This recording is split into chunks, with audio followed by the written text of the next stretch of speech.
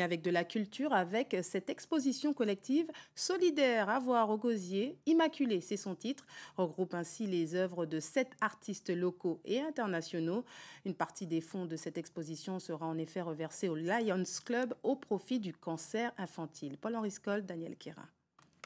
Cette exposition collective se veut pluridisciplinaire et solidaire car elle a été initiée dans le but de permettre aux artistes locaux de comparer leur niveau de création par rapport aux œuvres venues d'ailleurs de cet événementiel qui décrivent un mode où par le prisme de l'art, l'homme exorcise ses peurs en quête d'une humanité plus juste, alliance entre lui et la nature. On a la chance d'avoir des artistes de Côte d'Ivoire, du Panama, de différents pays du monde.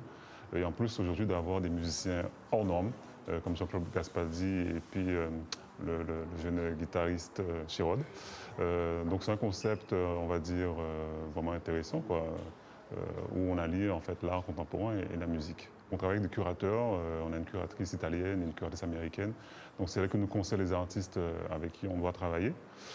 Donc on a des artistes vraiment qui sont concoctés, référencés, des artistes qui ont des CV qui sont dans des fondations, dans des musées dans le monde, comme par exemple comme Gianna Bedir du Panama, qui expose actuellement à la Carnegie à New York. Donc voilà, donc la galerie prend de plus en plus d'ampleur et est reconnue sur la scène internationale. On dit souvent que la musique adoucit les mœurs.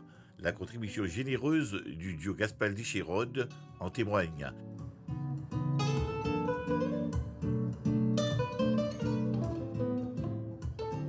Et c'est sans doute le but recherché par Olivier Tarsis, le concepteur d'origine guadeloupéenne de cette galerie mobile internationale basée au Portugal et qui transite l'espace de ce rendez-vous ultime sur sa terre natale.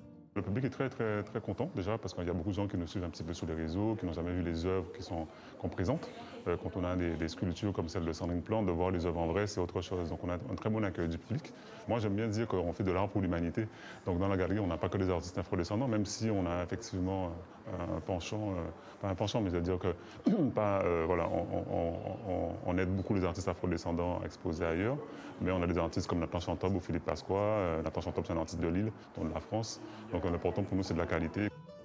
Immaculée, c'est une exposition picturale et solidaire à voir en ce moment au fort Fleur d'Épée, le Gosier.